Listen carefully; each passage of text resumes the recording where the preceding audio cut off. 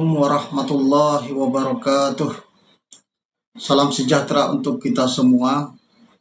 Salam Om Swastiastu, Namo Buddhaya, salam kebajikan.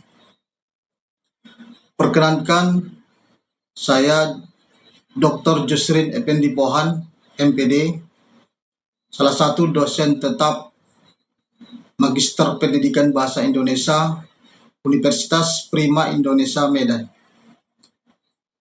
Saya diamanahkan membawa mata kuliah Analisis Wacana Bahasa dan Sastra Indonesia. Kode mata kuliah MK11, rumpun mata kuliah umum. Bobot 3 SKS pada semester 3. Mata kuliah ini dipangku 2 dosen dalam satu semester. Yang pertama, saya pribadi. Yang kedua, Dr. Sadieli Telongbanua, MPD. Adapun capaian dari mata kuliah ini adalah, yang pertama, diharapkan mahasiswa mampu menguasai teori, dalil, konsep, dan prinsip-prinsip yang terkait dalam analisis wacana. Yang kedua, mampu mendalami keilmuan linguistik yang berkaitan dengan struktur wacana. Yang ketiga, mampu memecahkan masalah ipteks terkait dengan permasalahan wacana. Yang kelima, mengembangkan kemanfaatan keilmuan bahasa untuk diaplikasikan pada ruang lingkup yang lebih luas. Yang kelima, mampu menganalisis wacana berdasarkan model analisis yang sesuai dan tepat digunakan dalam analisis wacana. Yang keenam, mampu menguasai komponen-komponen wacana dalam bahasa Indonesia. Adapun deskripsi singkat mata kuliah ini, perkuliahan ini memuat beragam konsep analisis wacana. Dalam konteks di sini adalah analisis wacana kritis, unsur-unsur analisis wacana kritis, dan berbagai pandangan ahli tentang bahasa dan wacana. Materi perkuliahan ini kami bagi dua dengan tim. Saya masuk pertama, yaitu pertemuan pertama materinya analisis wacana bagian linguistik. Yang kedua, model analisis wacana kritis. Yang ketiga, analisis wacana kritis dan ideologi media massa. Yang keempat, model analisis wacana kritis Roger Fowler. Yang kelima, model analisis wacana kritis Theo van Leeuwen. Yang keenam, model analisis wacana kritis Sarah Mills. Yang ketujuh, model analisis wacana kritis Theo and van Dijk. Yang kedelapan, model analisis wacana kritis Norman Verloc. Adapun rujukan ataupun referensi yang kami rujuk dalam mata kuliah ini, yang pertama, buku Brown dan Yule pada tahun 1996 dengan judul Analisis Wacana. Begitu juga dengan buku-buku yang lain, yaitu buku karangan Alwi Hasan dan kawan-kawan tahun 2014, Tata Bahasa Baku Bahasa Indonesia. Buku Erianto tahun 2003, Analisis Wacana, Pengantar Analisis Teks Media, Yogyakarta. Adapun referensi yang dirujuk dari jurnal-jurnal maupun artikel-artikel yang terkait dengan analisis wacana kritis. Media pembelajaran yang kami lakukan di dalam perkuliahan ini tentunya dengan model ekspositori dan inquiry, yakni ceramah, diskusi, dan tanya jawab.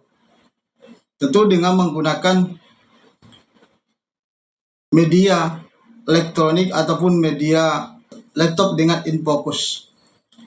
Untuk mempersingkat waktu, dapat dilihat pada video yang kami tayangkan berikut ini. Baik adik-adik sekalian, ini perkuliahan kita analisis wacana kritis yang pada pertemuan kemarin itu kita membahas konsep ataupun akar masalah di dalam analisis wacana ini. Nah, pada pertemuan ini kita membahas analisis wacana model Theo van Leeuwen. Model Theo van Leeuwen ini berasal dari seorang yang namanya Theo van Leeuwen yang berbangsa Belanda, yaitu ahli linguistik yang populer dengan ahli semiotik. Nah, adik-adik sekalian, perlu diketahui bahwa analisis wacana ini erat kaitannya dengan media massa. Media massa itu tergolong ada dua. Satu, media cetak, yang kedua, media online. Nah, di era digital ini, lebih orang menyukai media itu sebetulnya sudah pada kategori online ataupun digital. Tetapi, adik-adik sekalian, bahwasanya media ini, baik itu online ataupun cetak, media itu memiliki struktur media, peran media, yang ketiga eksistensi media, yang keempat relasi media, dan yang kelima kepemimpinan. Artinya, adik-adik sekalian, di dalam media massa itu tentu ada struktur organisasinya, mulai dari pemretnya, sampai editornya, sampai wartawannya. Nah, peran media, apa fungsi media? Fungsi media itu tentunya adalah sebagai sarana komunikasi antara memberi informasi kepada pembaca kita masyarakat. Pembaca ini bisa pembaca yang katakanlah pembaca secara keseluruhan, ada pembaca secara khusus. Misalnya saudara, ataupun media massa ini ada misalnya tabloid, sama termasuk tabloid ini ada kategorinya untuk pendidikan, ada kategorinya untuk kecantikan, ada kategorinya untuk anak-anak. Yang ketiga, eksistensi media. Eksistensi media ini sangat penting. Kenapa? Eksistensinya artinya keberadaan. Keberadaan media di era sekarang ini dipengaruhi oleh bagaimana strata sosial atau peranata sosial. Nah, dalam peranata sosial itulah perlu adanya analisis. Siapakah mau melakukan analisis ini? Ya tentu kita ini. Insan-insan akademis inilah yang melakukan analisis. Tetapi kita pada posisi apa? Pada posisi wacana yang ada di media massa itu. Selanjutnya relasi media. Relasi media ini tentunya berrelasi kepada semua pihak, baik itu pemerintah, baik itu masyarakat, baik itu ya organisasi-organisasi atau stakeholder yang ada di daerah itu. Selanjutnya kepemimpinan. Kepemimpinan dalam konteks di sini adik-adik, ya tentu ini dapat melakukan rotasi di dalam media massa ini. Kalau dia pemimpinnya bisa berbasis ya jangka panjang, jangka pendek, tentu harus ada tolak ukurnya untuk bagaimana media massa itu bisa sampai ataupun berkembang sampai hari ini. Selanjutnya, tentu media massa ini memiliki kekuatan dan problematiknya. Ya, di dalam media massa baik itu online maupun cetak itu memiliki ideologi. Ideologi ini sama dengan citra media. Bagaimana ideologinya? Apa yang diberikan gagasan kepada media itu kan? Ya tentu adik-adik semuanya pasti paham ada semacam kekuatan di dalam sebuah media itu. Apa? Sama siapakah kekuatan? Tentu si pemberi wacana itu, si pembuat teks itu. Siapakah itu? Tentu wartawan tentunya. Siapa di balik wartawan itu? Dari mana dia dapat informasi itu? Dari mana dia dapat apa namanya yang dia peroleh itu, katakanlah baik informasi, baik pengetahuan di lapangan gitu. Nah, ideologi ini kalau diartikan adik semuanya, gagasan atau nilai pokok yang diusung oleh media massa melalui pesan-pesan yang disampaikan oleh para pembaca. Nah, analisis inilah digunakan kalau dia secara praktis adik-adik bisa nanti melakukan analisis wacana sesuai dengan model apa yang digunakan. Ada model Roger Fodor, ada model analisisnya dengan Sarah Mills, ada model analisis Theo van Leeuwen. Sebenarnya adinda semuanya, yang paling fokus pada hari ini adalah teori Theo van Leeuwen. Theo van Leeuwen ini teori yang menekankan pada suatu kelompok atau seseorang yang posisinya dimarginalkan. Kira-kira kalau kita menganalisis berita-berita yang sekarang ini, ya katakanlah berita presiden yang ke-7, Bapak Jokowi, apakah itu termasuk seseorang yang termarginalkan atau tidak? Maka di sini perlu adanya kemampuan kita untuk menganalisis teks-teks berita yang ada di koran itu, baik itu koran cetak maupun koran online. Begitulah kira-kira. Jadi model analisis Theo van Leeuwen ini termasuk berfokus pada dua pokok, yaitu eksklusi dan inklusi. Eksklusi yang dimaksud yaitu pengeluaran aktor-aktor ataupun kelompok sosial, apakah ada atau tidaknya aktor yang dikabulkan dalam teks pemberitaan. Artinya begini, setiap pemberitaan baik itu di media online dan media cetak, sebelum wartawan melakukan katakanlah mengetik ataupun memproses teks dari sana, tentu ada semacam editor. Nah, editor dalam media massa itu fungsinya mengedit ataupun melihat bagaimana berita ini, apakah dilingkup saat seseorang atau tidak. Maka diperlukanlah editor ataupun sejenisnya, atau katakanlah ada sebagian nomenklaturnya berbeda. Ada yang namanya di bawah Pemret, ada namanya apa namanya, lupa namanya. Di bawah Pemret ada distributor, distributor dari data atau teks. Selanjutnya, konsep teori dari Van Leeuwen ini, eksklusi ini maksudnya pasifasi, nominalisasi, dan penggantian anak kalimat. Ini konsepnya. Yang kedua, inklusi itu diferensiasi, objektivasi, abstraksi, nominasi, kategorisasi, nominasi, identifikasi, determinasi, indeterminasi, aspirasi, individualisasi, dan asosiasi, disasosiasi. Kira-kira apa yang saya sebutkan ini pasti ada bingung, saya bukan bingung begitu kira-kira. Ya enggak? Oleh sebab itu tentunya nanti saya sampaikan dulu konsepnya ini, nanti adik-adik bisa bisa menganalisis. Saya kasih nanti contoh untuk menganalisis beberapa kalimat. Nah, pasifasi itu artinya satu kelompok atau aktor tertentu tidak dilibatkan dalam suatu pembicaraan atau wacana. Kabar terakhir di Kota Medan ini, kira-kira adiknya tahu nggak kalau kabar yang baru ini?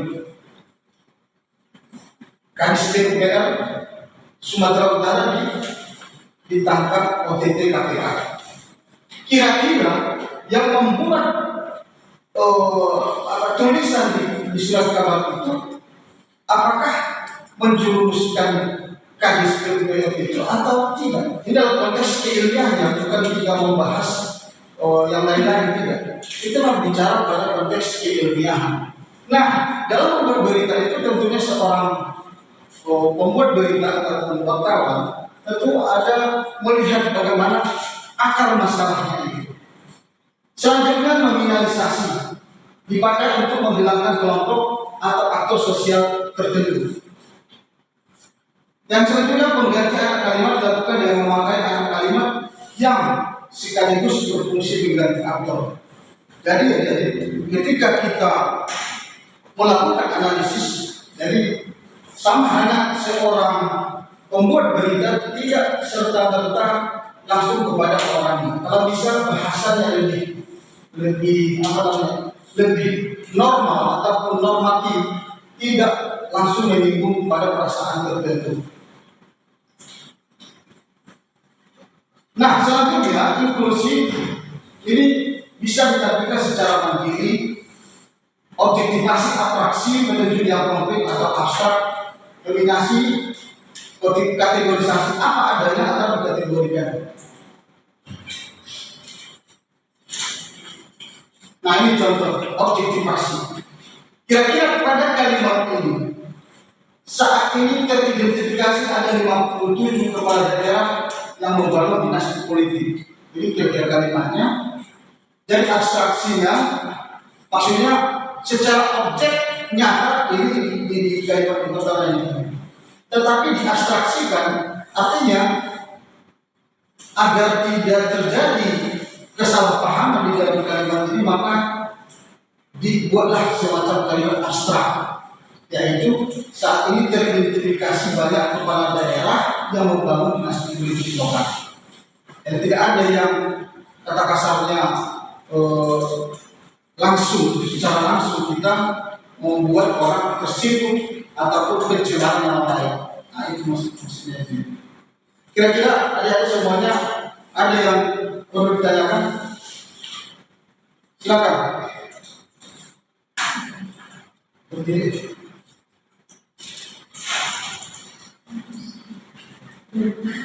Nah, iya. Menurut saya itu sejauh mana wacana media massa bisa mempengaruhi opini publik terhadap isu-isu sensitif seperti agama, gender atau kebijakan publik. Baik, terima kasih pada Anida yang menjelas bahwa setiap polaritas dari sebuah teks ataupun wacana maka digunakan apa yang saya sebut tadi, abstraksi ini abstrak, dibuat kalimat itu abstrak agar tidak menyinggung pada satu suku ataupun agama tertentu. Nah, misalnya kita buat kalimat setiap agama tentu mengakui kepercayaan dan keyakinan masing-masing. Ada kira-kira di sana kalimat yang menyinggung perasaan.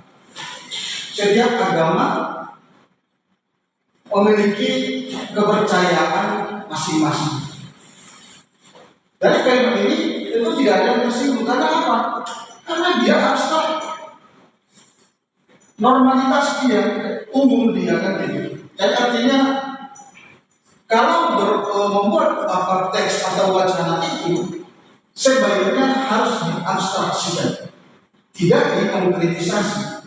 Kalau dia konkretisasi itu model analisis Roger Fowler, itu dikonkretisasi dulu, baru nanti dibuat bagaimana teks itu bisa dilihat dari makna. Oke, ada lagi yang bertanya? Silakan satu lagi, silakan. Silakan mana? Tunjuk tangan. Ya, silakan. Bagaimana penggunaan organisasi mempengaruhi tanggung jawab dalam tindakan yang dijelaskan, dan apakah tindakan yang ditampilkan sebagai proses pengalaman atau pelaku? Ya, terima kasih. Siapa lagi nama? Melisa. Baik, terima kasih adik Bapak Melisa yang telah memberikan pertanyaan yang bagus. Ya, seberapa jauh sebuah media tidak ya istilah kalau bahasa apa dimarginalkan ini, didiskriminasi jadi tidak kelihatan pelakunya. Nah, dalam konteks ini agenda bisa dibuat semacam apa tadi sebelum ini.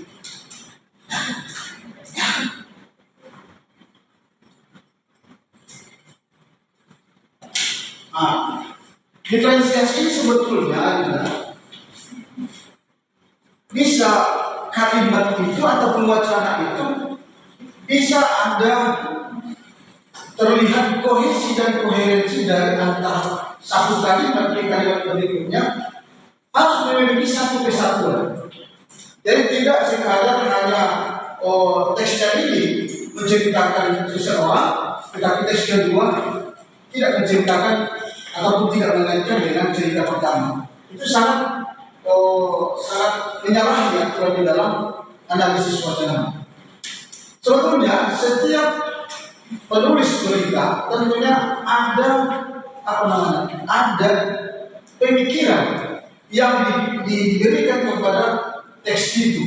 Ketika pemikiran katakanlah pembuat berita itu tidak pada posisinya yang tidak, katakanlah dia menyerang seseorang ataupun menyudutkan seseorang, katakanlah pelaku tadi, agar bisa dijadikan sebagai wacana yang bagus, maka dibuatlah pasif-pasif ini. Maksudnya tidak dilibatkan, tetapi kenyataannya terlibat ini. Sering terjadi seperti itu. Seperti misalnya kejadian di Bali dulu, itu sebetulnya apakah seorang pelaku itu kalau ditanya dengan kesadaran dirinya pasti dia tidak akan melakukan itu. Tetapi mungkin karena ada aspek-aspek lain di dalam pada dirinya itu, maka terjadilah kejadian atau peristiwa. Nah, itu.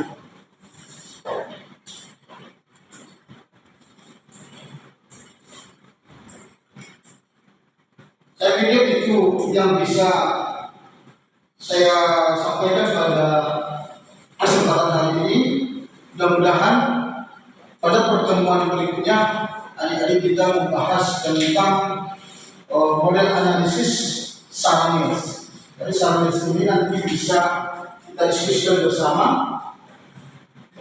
Nah, model ini ada 3 model sebetulnya di dalam analisis sebuah wacana. Yang pertama model analisis Roger Fodor yang menggunakan klasifikasi antara perkembangan wacana dan marginalisasi.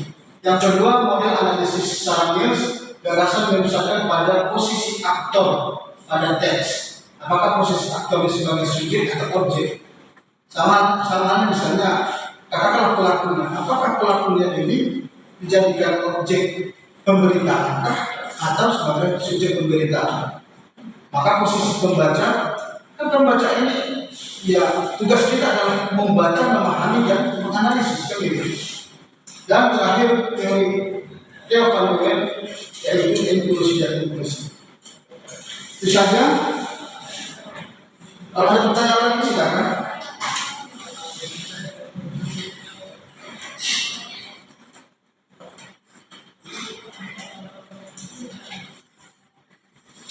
Ini sekadar contoh untuk adik-adik bisa analisisnya.